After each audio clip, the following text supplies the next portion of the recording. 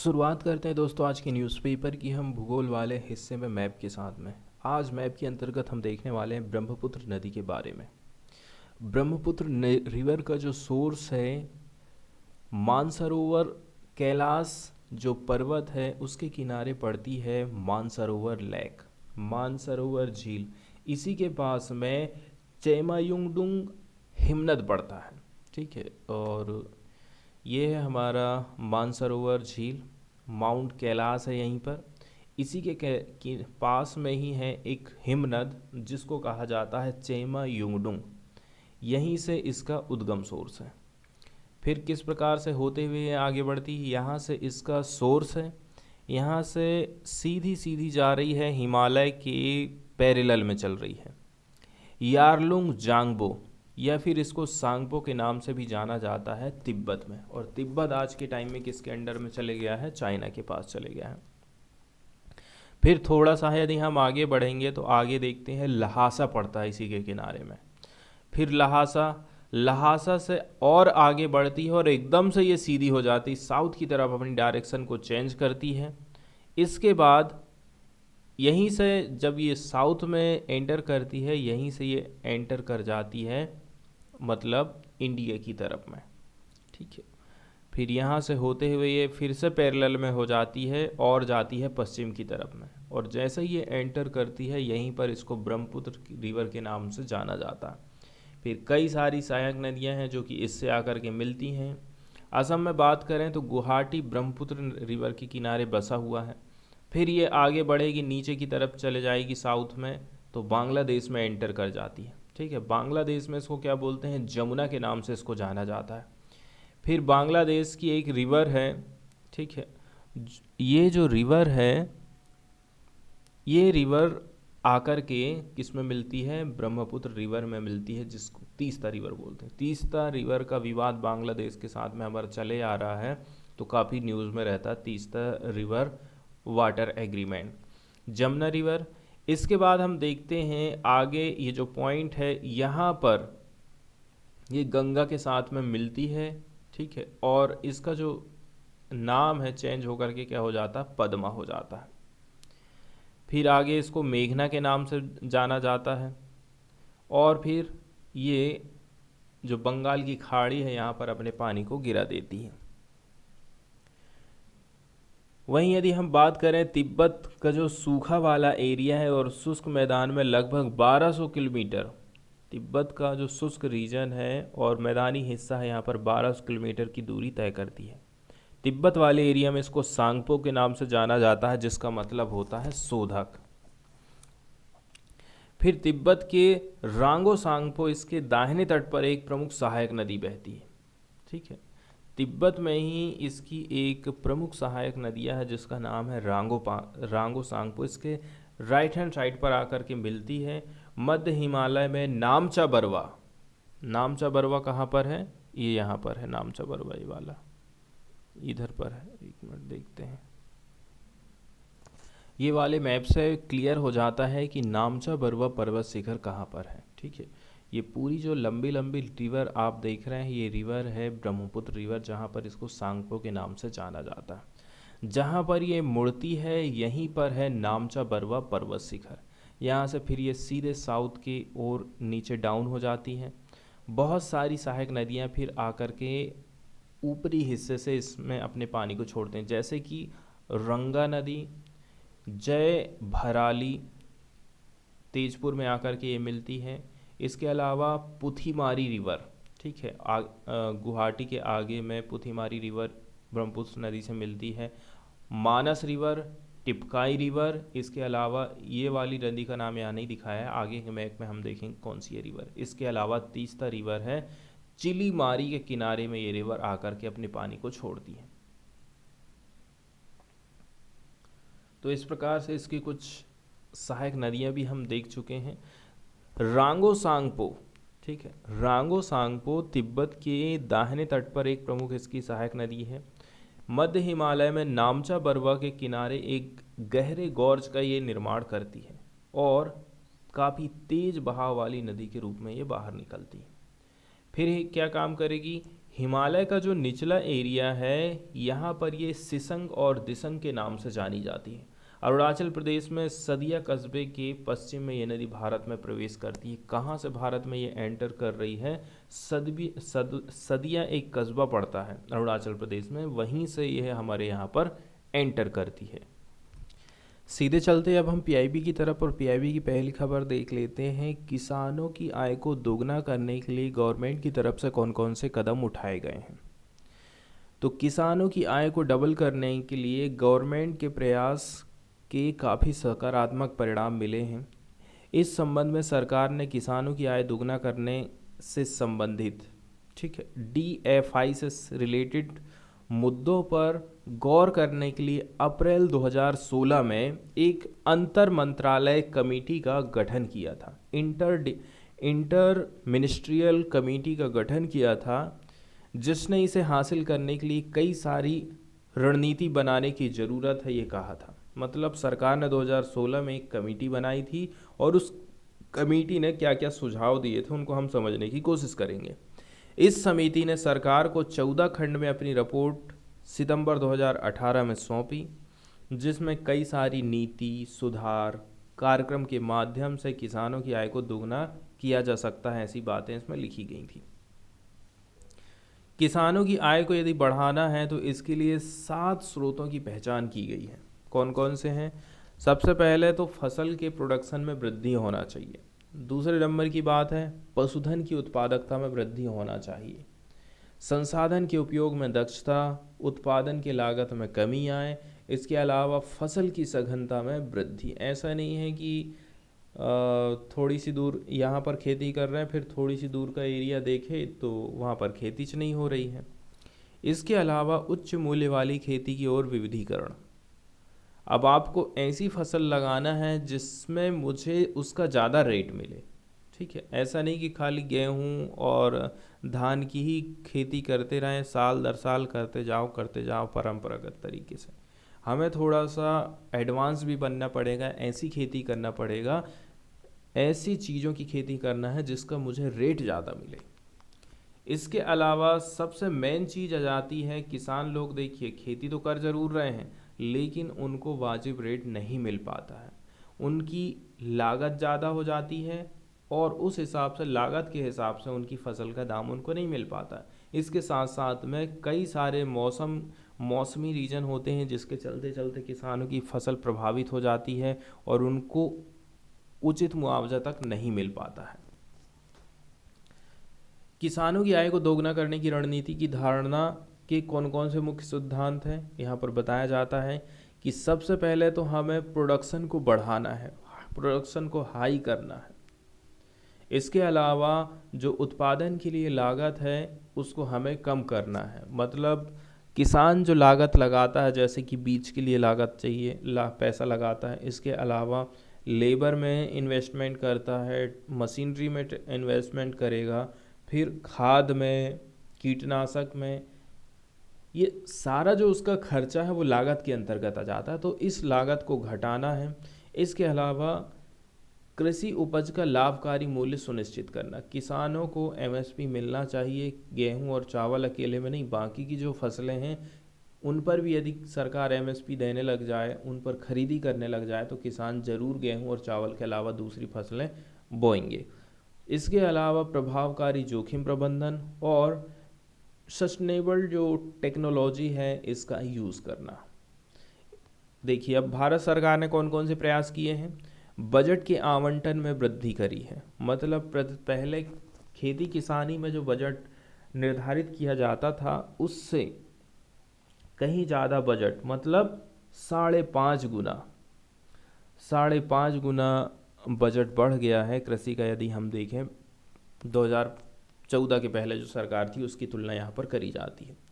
इसके अलावा पीएम किसान सम्मान निधि के माध्यम से हर साल 6,000 रुपया 3 किस्त में दिया जाता है, ठीक है। एक साल में 6,000 रुपया मिलेगा, 2-2 हज़ार करके 3 किस्त मिलेगी, ठीक है। और जब आप सोच सकते हैं कि 2-2 हज़ार की 3 है, ठीक है, तो साल का हो गया 6,000 रुपया। ये जो रुपया है 6,000 साल भर में मिल रहा है तो बड़ा दिख रहा है, लेकिन जब महीने के हिसाब से आप इसको कैलकुलेट करेंगे ना तो ये 1,000 रुपया भी नहीं होता, 500 रुपया हो जाएगा। इसके माध्यम से अब तक 11.3 करोड़ किसानों को 2 लाख करोड़ रुपया से भी ज़्यादा पैसे सरकार बांट चुकी है, और दूसरे लोगों को कहती है कि फ्री की रबड़ी बांट रहे हैं। ठीक है, भले ही सरकार किसी का टैक्स माफ़ कर दे, बड़ी बड़ी कंपनियों का टैक्स माफ़ कर दे, उनको बट्टे खाते में डाल दे, तो वो फ्री की रबड़ी नहीं होती है। फिर हम बात कर लेते हैं, गवर्नमेंट की तरफ से प्रधानमंत्री फसल बीमा योजना चलाई जा रही है 6 साल के लिए। PMFBY 2016 में किसानों के लिए उच्च प्रीमियम दर और कैपिंग के कारण बीमा राशि में कमी की समस्याओं का समाधान करने के हिसाब से इसको शुरू किया गया था। प्रधानमंत्री फसल बीमा योजना के अंतर्गत क्या है, अदर जो कंपनियां होती हैं ना, बीमा वाली कंपनियां, वो ज़्यादा ज़्यादा प्रीमियम लेती हैं। सरकार ने उससे थोड़ा राहत देने के लिए अपनी खुद की फसल बीमा योजना चालू करी थी, ताकि किसानों को यदि प्राकृतिक आपदा के कारण उनकी फसल नष्ट होती है तो उनको राहत पहुंचाई जा सके। इसके अलावा संस्थागत जो ऋण है उसमें भी बढ़ोतरी हुई है। आज के टाइम में किसान लोग जो है सेठ साहूकार के पास से पैसा कम उधार लेते हैं और बैंकों से ज़्यादा ले रहे हैं, ऐसा यहाँ पर बताया जाता है। फिर सरकार MSP भी बढ़ाई है। सरकार ने उत्पादन लागत का 1.5 गुना न्यूनतम समर्थन मूल्य तय कर दिया है। 2018-19 से उत्पादन की अखिल भारतीय भारित और औसत लागत पर कम से भी कम 50% की वापसी के साथ सभी खरीफ, रबी और अन्य वाणिज्यिक फसलों के लिए MSP में वृद्धि करी गई है। जैसे धान के लिए 2013-14 में 1,310 रुपये प्रति क्विंटल था, आज के टाइम में देखोगे 22-23 में तो ये 2,040 रुपये प्रति क्विंटल तय किया गया है। गेहूं के लिए 1,400 रुपये हुआ करता था, तो आज के टाइम में 2,125 रुपये बढ़ करके ये हो गया है। इसके साथ साथ में जैविक खेती को हमारे देश में बढ़ावा दिया जा रहा है और प्रति बूंद अधिक फसल का टारगेट हमने रखे हैं। सूक्ष्म सिंचाई कोष बनाया गया है। इसके अलावा जो किसान उत्पादक संगठनों को भी प्रोत्साहन दिया जा रहा है। कृषि का यंत्रीकरण किया गया है और किसानों को मृदा स्वास्थ्य कार्ड अवेलेबल करवाना। इसके अलावा राष्ट्रीय कृषि मंडी विस्तार प्लेटफॉर्म की स्थापना करना। फिर राष्ट्रीय खाद्य तेल मिशन सरकार लेकर के आई। कृषि की जो इंफ्रास्ट्रक्चर है उसके लिए कोष बनाया गया है। फिर कृषि उपज लॉजिस्टिक में सुधार किया गया है, मतलब किसान रेल की शुरुआत करी गई है ताकि बड़े बड़े किसान अपने माल की ढुलाई एक जगह से दूसरी जगह आसानी से कर सकें। फिर समूह विकास कार्यक्रम आए। कृषि और संबद्ध क्षेत्र में स्टार्टअप इकोसिस्टम का निर्माण करी सरकार ने, और कृषि वस्तुओं के निर्यात में हमने काफ़ी अच्छी उपलब्धि हासिल करे हैं। तो ये तो थे सरकार की तरफ से कृषि के मामले में कौन कौन से कदम उठाए गए उससे संबंधित पूरी जानकारी। इसके बाद जो हम देखने वाले हैं वो है स्वदेश दर्शन योजना से संबंधित नेक्स्ट हमारी जो न्यूज़ स्वदेश दर्शन योजना से संबंधित आई है। इसे साल 2014-15 में देश में थीम आधारित पर्यटन सर्किट के इंटीग्रेटेड विकास के लिए चालू किया गया था। थीम आधारित पर्यटन, जैसे आप इसको ऐसे समझ सकते हैं कि हिमालयन सर्किट हमने बोल दिए, तो हिमालयन सर्किट का मतलब है पूरे हिमालय वाले क्षेत्र में कौन कौन सी जगह हैं जिनको हम पर्यटन के हिसाब से डेवलप कर सकते हैं। इस प्रकार से इसमें सर्किट तैयार किया गया था। बहुत सारे सर्किट इसमें आए थे। एक मिनट। तो भारत सरकार ने क्या काम करी है, पार्टिकुलर किसी एरिया में जो जो जगह घूमने के लिए है उनको सर्किट के रूप में विकसित कर दी है, उनको आपस में इंटीग्रेटेड रूप से विकसित करने की कोशिश की गई है। इसके लिए सरकार ने 2014-15 में इस स्कीम को लॉन्च किया था, और ये जो है सेंट्रल क्षेत्र की एक स्कीम है। इस योजना का उद्देश्य है भारत में पर्यटन क्षमता को बढ़ावा देना है, इसके साथ साथ में पर्यटन का विकास करना, पर्यटन कैपेसिटी का दोहन करना। स्वदेश दर्शन योजना के अंतर्गत पर्यटन मंत्रालय सर्किट इंफ्रास्ट्रक्चर के विकास के लिए स्टेट गवर्नमेंट, यूनियन टेरिटरी के एडमिनिस्ट्रेशन को सेंट्रली तौर पर वित्तीय सहायता प्रोवाइड करती है।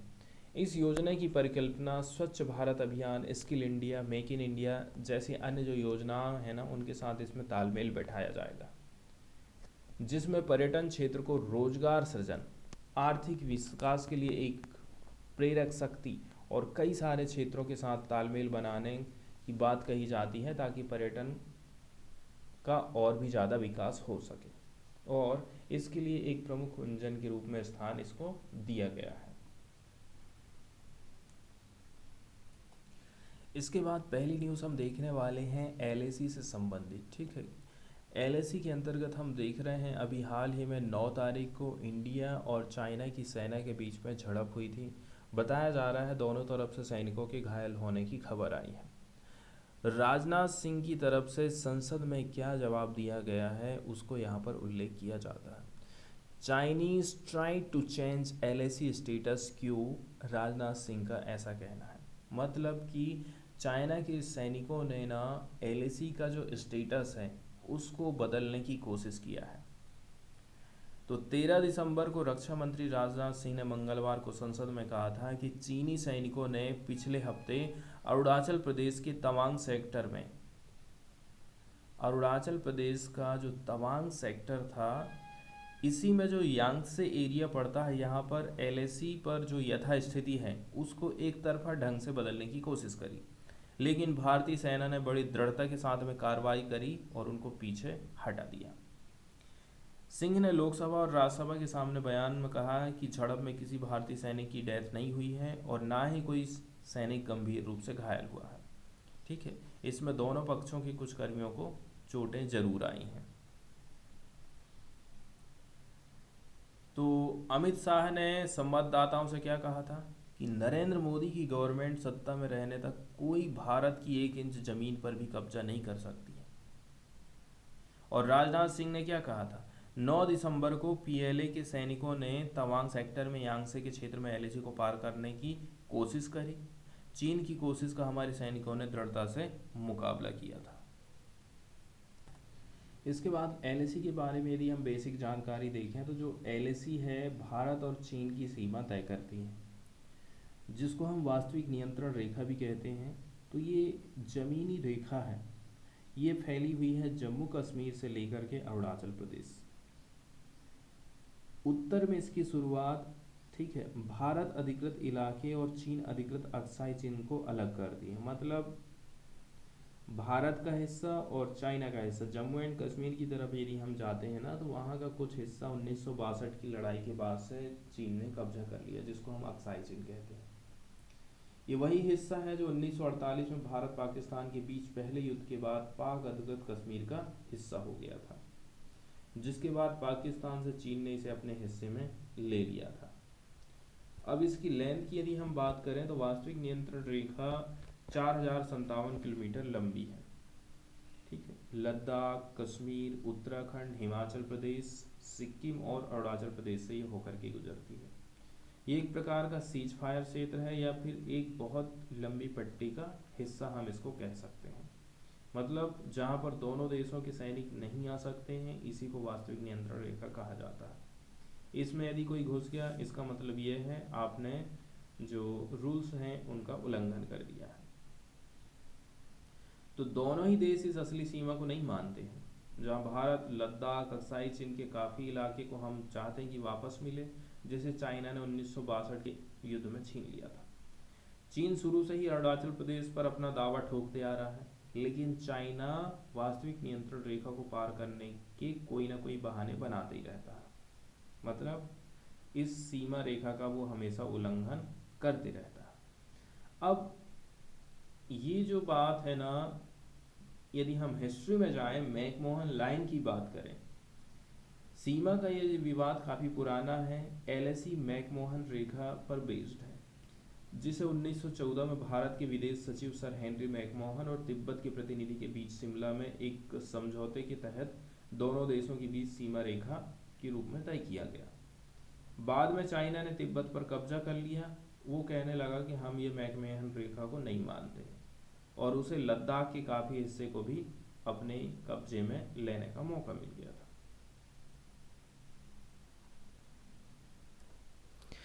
इसके बाद वाली न्यूज़ हम देखने वाले हैं सुप्रीम कोर्ट से संबंधित। सुप्रीम कोर्ट के जज ने अपने आप को किस प्रकार से बिल्कुल बयानों की जो हियरिंग चल रही थी उसको अलग कर लिया है। मतलब अपने आप को केस से अलग कर लिया है। इसका मतलब ये हो गया कि वो इसकी जो सुनवाई होगी उसमें पार्टिसिपेट नहीं करेंगे। सुप्रीम कोर्ट के जज जस्टिस बेला एम त्रिवेदी ने ट्यूसडे के दिन रेस्क्यू कर लिया है खुद को from hearing a writ petition filed by Bilkis Bano against a Gujarat government decision to prematurely release 11 man sentence to life imprisonment for gang raping her and murdering her family member during 2002 riot. तो 2002 के दंगों के दौरान में 11 लोगों को दोषी ठहराया गया था। ठीक है, उनको लाइफ टाइम के लिए इम्प्रिजनमेंट दिया गया, उम्र कैद की सज़ा सुनाई गई। इनके ऊपर था गैंग रेप का बिल्किस बानो का। ये जो पिक्चर आप देख रहे हैं यही महिला है बिल्किस बानो। इनका गैंग रेप किया गया, इनकी फैमिली का मर्डर किया गया। और आज के टाइम में गुजरात की गवर्नमेंट ने क्या काम करी है, प्री मेच्योरली तरीके से उनको रिलीज़ कर दी। मतलब सज़ा पूरी नहीं हुई है, इसके पहले ही सरकार ने उनको रिलीज़ कर दिया है। वहीं यदि हम बात करें, खंडपीठ का नेतृत्व करने वाले न्यायमूर्ति अजय रस्तोगी ने कहा है कि रिट याचिका भारत के मुख्य न्यायाधीश को लौटा दी जाएगी ताकि शीर्ष अदालत की दूसरी पीठ के समक्ष सूचीबद्ध किया जा सके। यहाँ से एक बात ये पता चलती है कि जो सुप्रीम कोर्ट के सीजीआई हैं वो ही तय करते हैं कि किसी भी केस की सुनवाई करने के लिए कौन कौन से जज बैठने वाले हैं। अब जस्टिस त्रिवेदी क्या है ना कि गुजरात की रहने वाली हैं। She started her judicial career in the district judiciary 1995 and worked in different post including registrar vigilance in the high court, law secretary in Gujarat government, central bureau of investigation court जज, special जज। She was elevated as a high court जज इन फरवरी 2011। इतनी सारी बातें हैं जो कि हमें बताई जा रही हैं। क्यों? क्योंकि ये जज खास हैं, गुजरात से ही बिलोंग करते हैं। तो हो सकता है कि ये बिल्किस बानो के विपक्ष में अपना मत प्रस्तुत करे, इसलिए इन्होंने खुद को अपने आप को इस केस से अलग कर लिया है।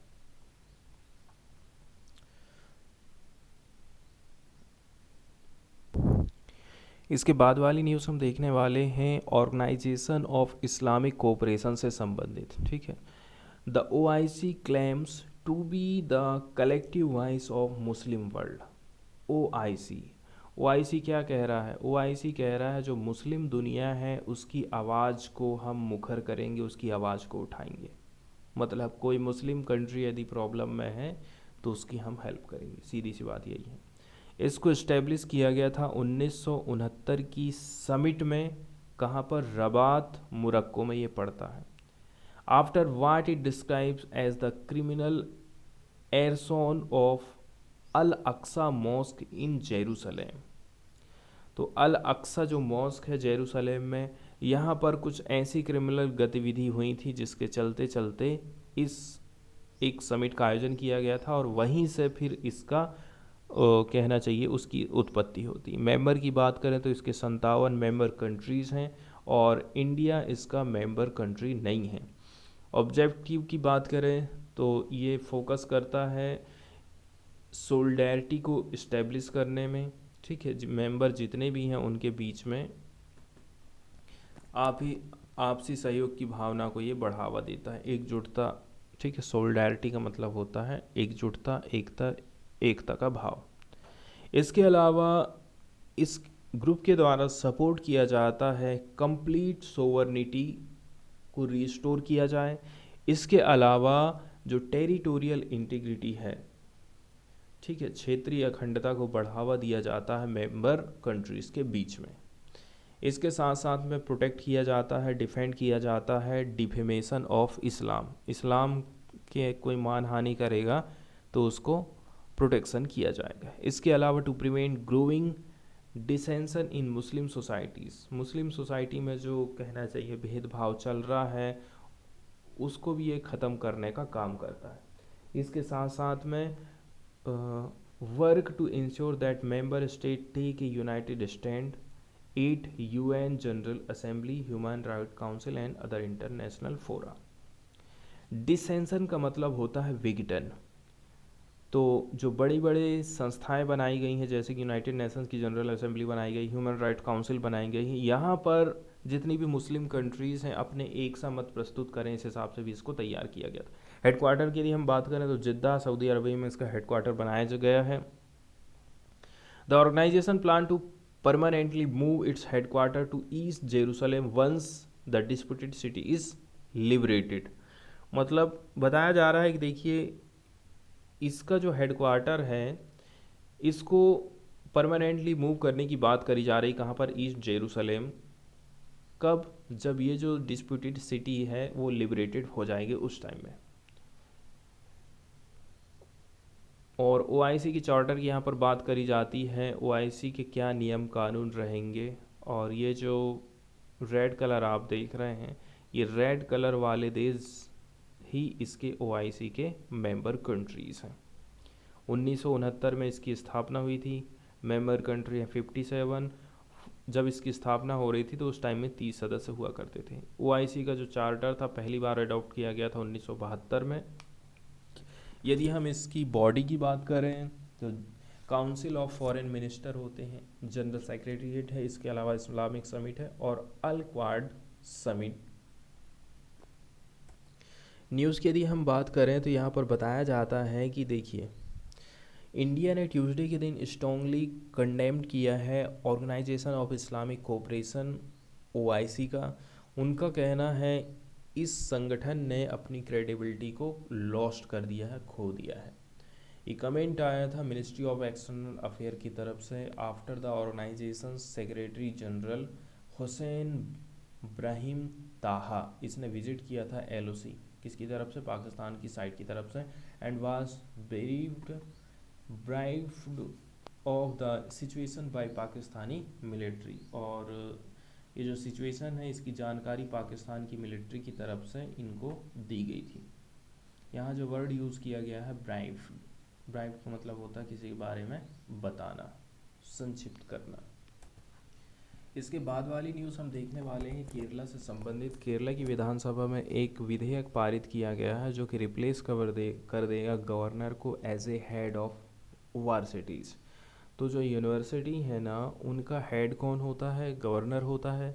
तो अब वहाँ की सरकार के द्वारा एक ऐसा बिल लाया गया है जो कि अब वो जो पद है, अब वो पद नहीं मिलने वाला है गवर्नर को।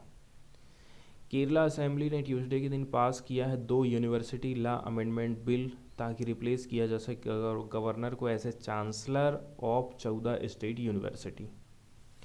तो गवर्नर क्या है ना, स्टेट की 14 यूनिवर्सिटी का चांसलर के रूप में काम करता है। ये जो लेजिस्लेशन है सब्जेक्ट टू गवर्नर्स एसेंट, ठीक है, जिसका संबंध किससे है? गवर्नर की एसेंट से, सहमति से संबंधित है।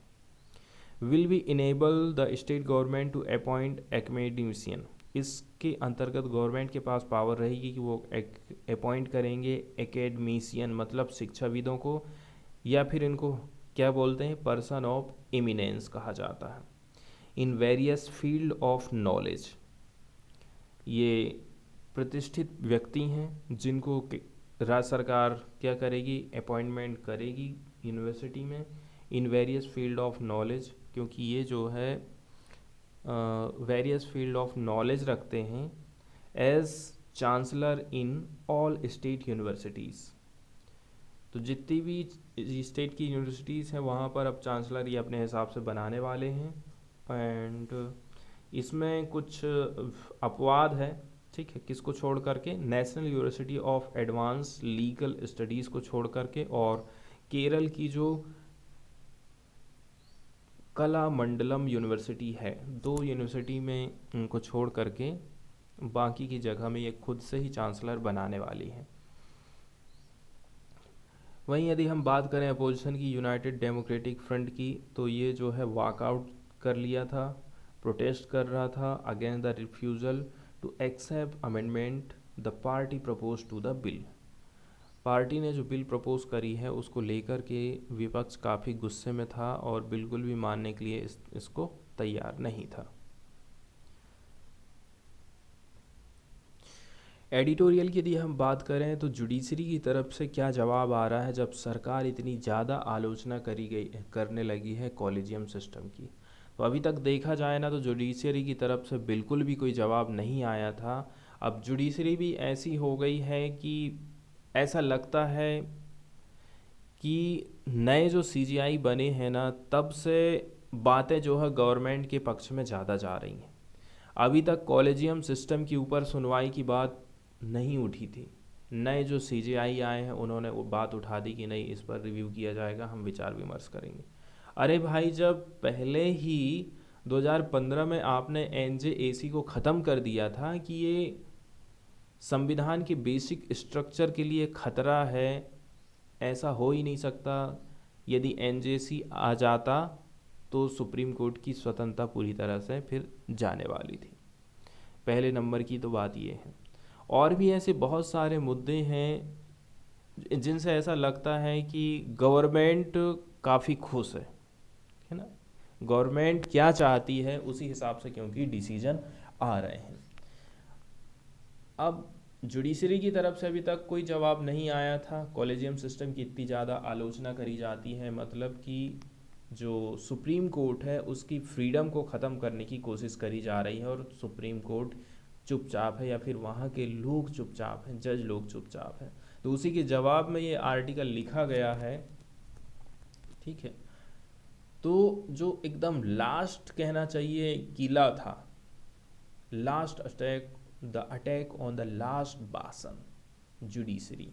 किसके ऊपर? जुडिशरी के ऊपर भी अब केंद्र सरकार ने हमला करना चालू कर दी है। रिसेंटली जो कमेंटमेंट आया था वाइस प्रेसिडेंट जगदीप धनखड़ और लॉ मिनिस्टर किरण रिजिजू के द्वारा, इन्होंने एकदम ज़बरदस्त तरीके से अटैक किया था कॉलेजियम सिस्टम के ऊपर। कॉलेजियम सिस्टम के बारे में आप अच्छी तरह से जानते हैं, कई बार हम इनका जिक्र कर चुके हैं। कॉलेजियम सिस्टम जिसके अंतर्गत जजों का एक ग्रुप होता है, उसमें सबसे ऊपर बैठते हैं सीजीआई और बाकी के 4 सीनियर मोस्ट जज। ये 5 लोग मिलाकर के कॉलेजियम सिस्टम का निर्माण करते हैं। ये लोग ही तय करते हैं, सुझाव देते हैं केंद्र सरकार को कि अगला सीजीआई कौन बनेगा, किसी का तबादला करना है, ठीक है, और किसी को जज नियुक्त करना है तो भी कॉलेजियम सिस्टम ही अपनी सिफारिश सरकार को देता है। एक बार इन्होंने नाम भेज दिया सेंट्रल गवर्नमेंट के पास। अब पता चला कि केंद्र सरकार अपने जेब में ही रखी वो चिट्ठी कई दिन तक। दूसरी बात, अपने जेब से निकाली और कहा नहीं नहीं ये सब नहीं चलेगा भाई, थोड़ा रिव्यू करो, किसी और को मौका दो। अब यदि ये जो कॉलेजियम सिस्टम है फिर से वही नाम सेम टू सेम नाम भेज देता सेंट्रल गवर्नमेंट के पास में, तो सेंट्रल गवर्नमेंट के पास आ गया है, मतलब अब उसको उसकी बात मानना ही पड़ेगा। इसका मतलब ये है कॉलेजियम सिस्टम केंद्र सरकार के भी ऊपर है। इसलिए केंद्र सरकार अब क्या काम कर रही है कि कॉलेजियम सिस्टम हमसे ऊपर कैसे हो गई, हमारी बात क्यों नहीं सुन रही है, तो इसकी स्वतंत्रता को भी ख़त्म किया जाए। तो कॉलेजियम सिस्टम को ख़त्म करने के लिए जो एनजेएसी आया था उसको 2015-16 में ख़त्म कर दिया गया था सुप्रीम कोर्ट के द्वारा, ये कह के कि ये बेसिक स्ट्रक्चर को ख़त्म करता है। तो 2014 से जब से गवर्नमेंट आई है बीजेपी की, तब से लेकर के ही उसने हमले चालू कर दिए हैं पर्सनल लिबर्टी को लेकर के, लोग आलोचना ना करें उसको लेकर के। लेकिन आप देखोगे ये ऐसा नहीं है कि अभी हाल ही में बस ये काम बीजेपी की सरकार ही कर रही है। उस टाइम में इंदिरा गांधी का भी यहाँ पर उल्लेख किया जाता है कि इंदिरा गांधी के टाइम में भी किस प्रकार से जुडिशरी के ऊपर हमले किए गए थे इमरजेंसी के दौरान। तो हम देख रहे हैं एक सर्वोच्च न्यायालय की यदि हम बात करें, किसकी बात करें, इलेक्टेड ऑटोक्रेसी की बात करें, तो वो कैसे करके निरंकुशता की ओर बढ़ते जा रही है। सुप्रीम कोर्ट जिसको माना जाता है as a custodian of constitution, संविधान का संरक्षक जिसको कहा जाता है, और फाइनल आर्बिटर है किसी भी कानून को लेकर के, किसी भी कानून की व्याख्याता कौन है सबसे लास्ट का, सुप्रीम कोर्ट है। और यदि इसकी हिस्ट्री की बात करें तो हिस्ट्री भी जो है इसकी खराब ही रही है। इंदिरा गांधी की बात यहाँ पर करी जाती है कि इतिहास में किस प्रकार से इसने चीज़ों को फेस किया था। भले ही देखिए काफ़ी टाइम हो गया हो कि न्यायपालिका के भीतर और बाहर बाहर, ठीक है, सोच विचार और मरम्मत के बाद वाले वे जो काले दिन हैं वो छूट चुके हैं, लेकिन जिस बात ने हमें चिंतित किया है वो अब हमें फिर से पीड़ा देने के लिए प्रकट हो गई है। वर्तमान जो कदम उठाया जा रहा है गवर्नमेंट की तरफ से वो क्या है, न्यायपालिका को कमज़ोर करो, उसको बदनाम करो। जैसे कि टिप्पणियों से हम देख ही चुके हैं, किरण रिजिजू और अभी हाल ही में जो जगदीप धनखड़ ने कहा था। इसका मतलब ये हो गया कि आप जो है कार्यपालिका को, सरकार को सबसे ज़्यादा शक्तिशाली इकाई बनाना चाहते हैं। आज जो कार्यकारी उत्तरदायित्व स्मृति की वस्तु रह गई है। हम ये कह रहे थे कि सरकार उत्तरदायी के साथ में काम करेगी, तो ये हमारी क्या है, अब वो यादें ही बनकर रह गई हैं, क्योंकि कोई भी इसके काम के बारे में प्रश्न नहीं उठा सकता है। 2014 से ही सरकार ने एक अच्छी तरह से तैयार की गई, जानबूझकर कई सारे संस्थाओं तंत्रों को हटा दिया है जो कि कार्यपालिका के खिलाफ क्वेश्चन उठा सकते थे। तो हो सकता है कि इसके जो प्रयास है इंदिरा गांधी की तरह बेशर्म नहीं है, लेकिन टारगेट तो वही है ना। राज्य व्यवहारिक रूप से बेहोश हो गया है और कार्यपालिका अक्सर हाथ ऊपर खड़े कर ली है।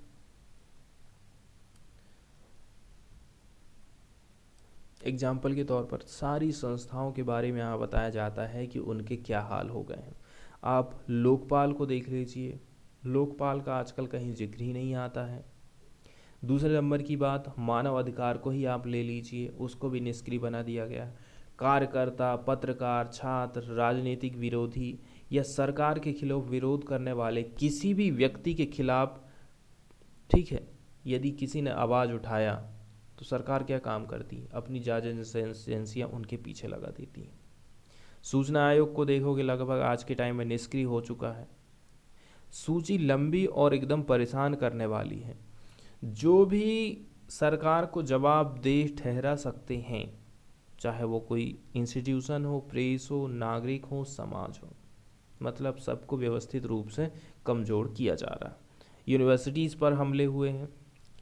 भारत में एक निष्पक्ष मुख्यधारा का चौथा स्तंभ अब मौजूद नहीं बचा है और मीडिया आज के टाइम में प्रचार करने वाली मशीन के रूप में काम कर रहा है। सभ्य समाज का भी धीरे धीरे लेकिन निश्चित रूप से गला घोंटा जा रहा है। एनजीएसी को लेकर के बहुत ही अच्छी बात यहाँ पर निकल के आई है जो शायद हम नहीं जानते थे। एनजीएसी जो कानून बनाया गया था, हो सकता है जो कॉलेजियम सिस्टम है, जो जज की नियुक्ति कर रहे हैं उसकी समस्याओं को फिक्स कर दें, लेकिन इसकी भी कई सारी समस्याएं थी। ठीक है, structure to undermine judicial independence. इसका स्ट्रक्चर ऐसा था कि ये जुडिशियल इंडिपेंडेंस को अंडरमाइन करता था। इसमें इंक्लूड था वीटो पावर एमिनेंट पर्सन के पास में रहेगी। अब आप सोच लीजिए, यदि किसी ने वीटो पावर लगा दिया तो कॉलेजियम सिस्टम के अंतर्गत जो सीजीआई लोग जो चाह रहे हैं, जिनको बनाना चाह रहे हैं, वो लोग कभी नहीं बन पाएंगे सीजीआई, कभी उनका प्रमोशन नहीं हो पाएगा, कभी वो जज नहीं बन पाएंगे। ठीक है, तबादला को लेकर के वीटो पावर लगा देगा eminent person. The court could have read down these floss and it at least set up a body that could incrementally improve with every selection round, but the government refused to accede any change or modification in the law. अब court ने कहा कि हम इसमें थोड़ा modification करेंगे, लेकिन सरकार नहीं मानी। इसी के चलते चलते सरकार सुप्रीम कोर्ट का दिमाग खराब हुआ और उसने एनजेएसी को ख़त्म कर दिया था। तो जो न्यायालय है इन खामियों को पढ़ सकता था और कम से कम एक ऐसी संस्था का गठन कर सकता था जो हर चयन दौर के साथ में सुधार कर सके, लेकिन सरकार ने एक भी नहीं सुनी थी, तो सुप्रीम कोर्ट ने भी नहीं सुना। जाहिर सी बात है कि ये संविधान के बेसिक स्ट्रक्चर को तोड़ने का काम कर रहा है। आगे बात करी जाती है fixing the system of appointment. Appointment वाले सिस्टम को कैसे करके फिक्स करेंगे।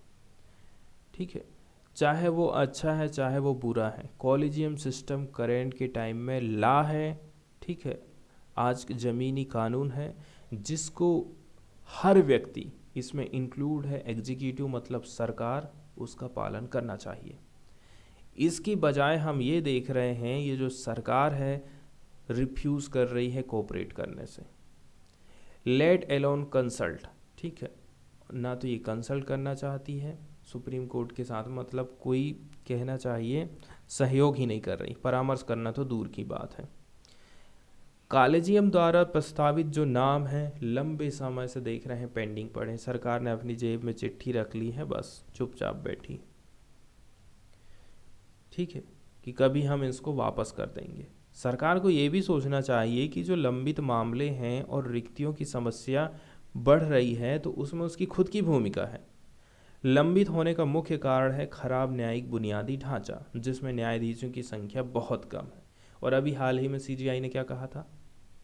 सीजीआई ने कहा था कि यदि हम जज की संख्या बढ़ा भी देंगे तो कुछ नहीं होने वाला। इसका मतलब क्या है? सरकार भी तो यही चाहती है ना कि जजों की संख्या हम क्यों बढ़ाएंगे, क्यों अपनी जेब से हम पैसे खर्च करें। बात तो वही आ जाती है ना कि जज बनाना है, इसका मतलब क्या है? अभी 10 लोगों को पैसे दे रहे हैं, अभी आप 15 लोगों को सैलरी दोगे, सरकार नहीं चाहती है, ठीक है। तो न्यायाधीशों की संख्या बहुत कम है, न्यायाधीशों की संख्या हमें बढ़ाना है। कोर्ट को जो फंड मिल रहा है सरकार की दया पर निर्भर है, जो या तो विशेष रूप से खर्चा ही नहीं कर सकती या फिर इस मामले में जानबूझकर कंजूसी कर रही है। इसी प्रकार से उच्च न्यायपालिका में रिक्तियां सीधे तौर पर गवर्नमेंट के द्वारा उन लोगों के नामों को स्वीकार करने से लगातार इनकार करने के कारण हो रही हैं जो पक्ष से बाहर हैं। मैं नहीं चाहता कि वो